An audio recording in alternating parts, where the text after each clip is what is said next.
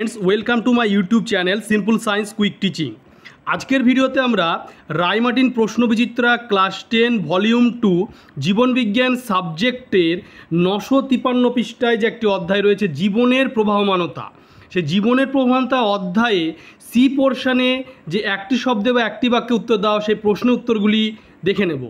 तो प्रथमे देखते पाच्छो ক্যারিওকাইনেসিসের কোন দশায় ক্রোমোজোমগুলি কোষের বিষুব অঞ্চল বরাবর অবস্থান করে ও নির্দিষ্ট নিয়মে সজ্জিত থাকে। দেখছো তিনটে স্টার মারা রয়েছে, ভেরি ভেরি ইম্পর্টেন্ট প্রশ্ন। তো সেই প্রশ্নের উত্তরটি হবে মেটাফেজ দশা, যেটা দ্বিতীয় দশা। এরপরে নেক্সট যে প্রশ্ন রয়েছে দেখতে পাচ্ছ অনুরূপ প্রশ্ন, কোষ বিভাজনের মেটাফেজ দশায় ক্রোমোজোমগুলি কোষের কোন অঞ্চলে সজ্জিত থাকে। এটি মেটাফেজ দশায় রয়েছে এবং মেটাফেজ দশায় কোথায় আছে? বিষুব অঞ্চলে। উত্তর বলাই আছে, তোমরা দেখতে পাচ্ছ অনুরূপ প্রশ্ন এই জন্যই বলা হয়েছে। দুই দাগে মানুষের জননকোষ অর্থাৎ শুক্রাণু বা ডিম্বাণুতে অবস্থিত অটোজোমের সংখ্যা কত? দুই দাগের প্রশ্নের উত্তর হবে 44টি। এরপরে নেক্সট যে প্রশ্ন রয়েছে তিন দাগে, সেই প্রশ্নটি দেখে নাও। দেখতে পাচ্ছ উদ্ভিদ কোষে বিভাজনের সময় বেমতন্তু কোথা থেকে গঠিত হয়। এই উদ্ভিদ কোষে বিভাজনের সময় বেমতন্তু কোথায় গঠিত হয়? এই প্রশ্নের উত্তরটি হবে মাইক্রোটিউবিউল থেকে, মাইক্রোটিউবিউল থেকে। এরপরে চার দাগে যে প্রশ্নটি রয়েছে অপত্য কোষে অপত্য ক্রোমোজোমে কোষের বিপরীত মেরুতে গমন বৈশিষ্ট্যটি মাইটোসিসের কোষ বিভাজনে কোন দশায় ঘটে শনাক্ত করো। ঠিক অনুরূপ প্রশ্ন রয়েছে ক্রোমোজোমীয় চলন কোন দেখা যায় কোন দশায়। এই প্রশ্নের উত্তরটি কী হবে দেখে নাও, অ্যানাফেজ দশায়। চার নম্বরের উত্তর, চার দাগের উত্তরটি হবে অ্যানাফেজ দশা, যেটি তৃতীয় দশা। এবং পাঁচ দাগে যে প্রশ্ন রয়েছে নিউক্লিয় পর্দা ও নিউক্লিয়াসের বিলুপ্তি ঘটে মাইটোসিসের ক্যারিওকাইনেসিসের কোন দশায়। পাঁচ দাগের প্রশ্নের উত্তরটি হবে প্রোফেজ দশাটা প্রথম দশা, প্রোফেজ দশা মানে প্রথম দশা। এরপরে নেক্সট যে প্রশ্ন আছে ছয় দাগে ইন্টারফেজের কোন দশায় বেমতন্তু গঠনের জন্য প্রয়োজনীয় প্রোটিন সংশ্লেষিত হয়। ছয় দাগের প্রশ্নের উত্তর হবে G1 দশায়। এরপরে সাত দাগে প্রশ্ন রয়েছে সপুষ্পক উদ্ভিদের মিওসিস কোষ বিভাজন কোথায় ঘটে। অনুরূপ প্রশ্ন রয়েছে উন্নত উদ্ভিদের পরাগরেণু মাতৃকোষে কোন প্রকার কোষ বিভাজন ঘটে। তাহলে মিওসিস কোষ বিভাজন অনুরূপ প্রশ্ন। এবং সপুষ্পক উদ্ভিদের মিওসিস কোষ বিভাজন কোথায় ঘটে? সাত দাগের প্রশ্নের উত্তরটি হবে পরাগধানীতে। এরপরে নেক্সট যে প্রশ্ন রয়েছে আট দাগে, সেটি হলো একটি প্রাণী কোষের বিভাজনে সাইটোকাইনেসিস না হলে কী ঘটবে। অনুরূপ প্রশ্ন একাধিক নিউক্লিয়াসযুক্ত প্রাণীকোষকে কী বলে। আট দাগের প্রশ্নের উত্তরটি হবে সিনোসাইট নামক বহু নিউক্লিয়াস বিশিষ্ট কোষের সৃষ্টি হয়। এরপরে নয় দাগে প্রশ্ন রয়েছে যে মাইটোসিস কোষ বিভাজনে কোন দশায় বেমতন্তুর বিলুপ্তি ঘটে। নয় দাগের প্রশ্নের উত্তরটি দেখে নাও। নয় দাগের প্রশ্ন উত্তর হবে টেলোফেজ দশা, যেটি শেষ দশা বলা হচ্ছে, টেলোফেজ দশা। এরপরে 10 দাগে প্রশ্ন রয়েছে কোন সাইটোপ্লাজমীয় কোষাঙ্গাণু বিভাজনরত উদ্ভিদ কোষে কোষপাত বা সেল প্লেট গঠনে সহায়তা করে।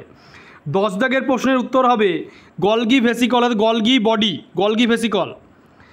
এরপরে 11 দাগে যে প্রশ্নটি রয়েছে সেটি দেখে নাও, কোন জাতীয় কোষ বিভাজনের সময় সেল প্লেট বা কোষপাত গঠিত হয়।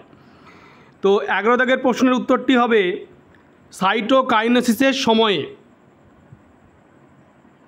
এরপরে তোমরা 12 দাগে যে প্রশ্নটি রয়েছে মাইটোসিস কোষ বিভাজনে ক্যারিওকাইনেসিসের সবচেয়ে ছোট স্বল্পস্থায়ী দশা কোনটি। এটি হবে অ্যানাফেজ, উত্তরটি হবে 12 দাগের অ্যানাফেজ। 13 দাগে কোষ বিভাজনে অংশগ্রহণকারী কোষীয় অঙ্গাণুগুলির নাম লেখো। Nucleus, centriole, microtubule, plasma membrane, এগুলোই কোষ অঙ্গাণু যেগুলি কোষ বিভাজনে অংশগ্রহণ করে। 14 দাগে ক্রোমোজোমের আম্লিক প্রোটিনে কী কী অ্যামাইনো অ্যাসিড থাকে। উত্তর হবে ট্রিপ্টোফান, টাইরোসিন, ট্রিপ্টোফান, টাইরোসিন। এরপরে তোমরা দেখতে পাবে 15 দাগে প্রশ্ন দুটি পরিণত উদ্ভিদ ও প্রাণী কোষের নাম লেখো যাদের বিভাজন হয় না। অনুরূপ প্রশ্ন স্থায়ী G0 দশায় বর্তমান এমন একটি প্রাণী কোষের নাম লেখো। 15 দাগের প্রশ্নের উত্তর হবে স্নায়ুকোষ, পেশিকোষ এবং পরিণত লোহিত রক্ত কণিকা। স্নায়ুকোষ, পেশিকোষ, পরিণত লোহিত রক্ত কণিকা। 16 দাগের প্রশ্ন রয়েছে সেন্টোমিয়ার কোথায় দেখা যায়। 16 দাগের প্রশ্নের উত্তর হবে ক্রোমোজোমে সেন্টোমিয়ার দেখা যায়। এরপরে 17 দাগের প্রশ্ন রয়েছে যে নিউক্লিওয়েড কী। 17 দাগের প্রশ্নের উত্তর হলো নিউক্লিওয়েড কী। নিম্নশ্রেণী প্রাণীর দেহ কোষ অথবা ব্যাকটেরিয়া কোষে ডিএনএর অবস্থান যে অঞ্চল তাকে বলা হচ্ছে নিউক্লিওয়েড। এরপরে নেক্সট যে 18 দাগের প্রশ্ন রয়েছে, কোন প্রকার কোষ বিভাজনে নিউক্লিয়াস ও সাইটোপ্লাজম সরাসরি বিভাজিত হয়? অনুরূপ প্রশ্ন, কোন প্রকার কোষ বিভাজনকে প্রত্যক্ষ কোষ বিভাজন বলা হয়? Same question. 18 দাগের প্রশ্নের উত্তর হচ্ছে অ্যামাইটোসিস। 18 দাগের প্রশ্ন উত্তর হলো অ্যামাইটোসিস। 19 দাগের প্রশ্ন হচ্ছে নিউক্লিক অ্যাসিড, ডিএনএ, আরএনএ এই গঠনগত এককের নাম উল্লেখ করো, বা নিউক্লিক অ্যাসিডে কোনের কিসের শৃঙ্খল দেখা যায়? 19 দাগের প্রশ্নের উত্তর হলো নিউক্লিওটাইডের শৃঙ্খল দেখা যাবে, নিউক্লিওটাইড যেটা। এরপরে 20 দাগের প্রশ্ন রয়েছে যে মিওসিস কোষ বিভাজনের ফলে কয়টি অপত্য কোষ গঠিত হয়? 20 দাগের প্রশ্নের উত্তর হচ্ছে মিওসিস 4টি অপত্য কোষের সৃষ্টি হয়। এরপরে 21 দাগের প্রশ্ন রয়েছে কিসের সাহায্যে ইউক্যারিওটিক ক্রোমোজোম কোষবিভাজনের সময় বেমতন্তু বা স্পিন্ডিল ফাইবারের সঙ্গে যুক্ত থাকে?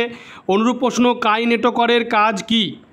21 দাগের প্রশ্নটি উত্তর হবে কাইনেটোকর। উত্তরটা হবে কাইনেটোকর। এরপরে 22 দাগের প্রশ্ন হচ্ছে ক্রোমোজোম জোড়ায় জোড়ায় অবস্থান করে কোন ধরনের কোষে? এই প্রশ্নের উত্তরটি হবে 22 দাগের ডিপ্লয়েড কোষে। 22 দাগের প্রশ্ন উত্তর হবে ডিপ্লয়েড কোষে। এরপরে প্রশ্ন হচ্ছে 23 দাগে মেটাসেন্ট্রিক ক্রোমোজোম কাকে বলে? সেন্টোমিয়ার ক্রোমোজোমের ঠিক মাঝখানে থাকলে সেই সেন্টোমিয়ার যুক্ত ক্রোমোজোমকে মেটাসেন্ট্রিক ক্রোমোজোম বলে। 24 দাগের প্রশ্ন রয়েছে কোনো একটি মাতৃকোষে 2n12 বিভাজিত হয়ে দুটি অপত্য কোষ সৃষ্টি করেছে যাদের ক্রোমোজোম 2n = 12, তাহলে বিভাজনটি কোন প্রকারের? এটি হবে মিওসিস কোষ বিভাজন। 25 দাগের ডিএনএ ও আরএনএ নাইট্রোজেন বেসগুলি কী কী? ডিএনএ আর নাইট্রোজেন বেস হচ্ছে অ্যাডেনিন, গুয়ানিন, সাইটোসিন, থাইমিন আর হচ্ছে ইউরাসিল।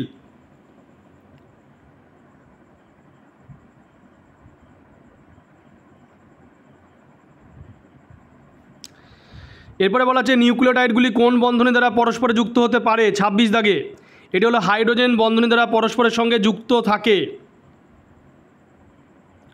এরপরে নেক্সট হচ্ছে 27 দাগে সাবমেটাসেন্ট্রিক ক্রোমোজোম কাকে বলে? এই প্রশ্ন উত্তর হবে যে ক্রোমোজোমে সেন্টোমিয়ারটি ক্রোমোজোমের মধ্যবর্তী স্থানের কাছে অবস্থান করে তাকে সাবমেটাসেন্ট্রিক ক্রোমোজোম বলে। এরপরে 28 দাগের প্রশ্ন উত্তর রয়েছে নিউক্লিওসাইড কী নিয়ে গঠিত? নিউক্লিওসাইড কি এক অণু নাইট্রোজেন গঠিত ক্ষারক, এক অণু পেন্টোজ সুগারযুক্ত হয়ে গঠিত গ্লাইকোসাইড যৌগ। এরপরে প্রশ্ন রয়েছে 29 দাগে উদ্ভিদে ভাজক কলা যেমন বর্ধনশীল অংশে বা মূলের অগ্রাংশে কী ধরনের কোষ বিভাজন ঘটে? 29 দাগের প্রশ্ন উত্তর হবে মাইটোসিস কোষ বিভাজন ঘটে। 30 দাগের প্রশ্ন রয়েছে ইন্টারফেজে যে কোনো দুটি দশার নাম লেখো। যে কোনো দুটি দশা, জীবন দশা বা গ্রোথন দশা, এস দশা বা সংশ্লেষণ দশা। 31 দাগের প্রশ্ন রয়েছে অ্যামাইটোসিস কোষ বিভাজন কোথায় দেখা যায়? অ্যামাইটোসিস কোষ বিভাজন দেখা যায় এককোষী জীবদেহে দেখা যায়, এককোষী জীবদেহে দেখা যায়। এরপরে 32 দাগের প্রশ্ন রয়েছে কোন জাতীয় কোষ বিভাজনে দেহকোষের সংখ্যা বৃদ্ধি হয়? 32 দাগের প্রশ্ন উত্তর হবে মাইটোসিস কোষ বিভাজনে। 33 দাগের প্রশ্ন রয়েছে ডিএনএ সম্পূর্ণ নাম কি? ডিএনএ সম্পূর্ণ নাম হলো ডিঅক্সি রাইবো নিউক্লিক অ্যাসিড। 34 দাগের প্রশ্ন রয়েছে মাইটোসিস পদ্ধতিতে কোষ বিভাজন কোথায় সংঘটিত হয়? এটি হবে প্রাণীর দেহকোষে এবং উদ্ভিদের বর্ধনশীল অংশে। 35 দাগের প্রশ্ন রয়েছে কোষচক্রের কোন দশায় কোষাঙ্গাণুর সংখ্যা বৃদ্ধি ঘটে? এটি হবে 34 দাগের প্রশ্ন উত্তর হবে কোন দশায় বলেছে? এটা হবে তোমার এস দশা। 35 দাগের প্রশ্ন উত্তর হবে এস দশা। 36 দাগের প্রশ্ন রয়েছে উদ্ভিদ কোষে সাইটোকাইনেসিস না হলে কি হয়? অনুরূপ প্রশ্ন একাধিক নিউক্লিয়াসযুক্ত উদ্ভিদ কোষকে কি বলা হয়? এই প্রশ্ন তবে একাধিক নিউক্লিয়াসযুক্ত কোষ সৃষ্টি হবে সাইটোকাইনেসিস না হলে।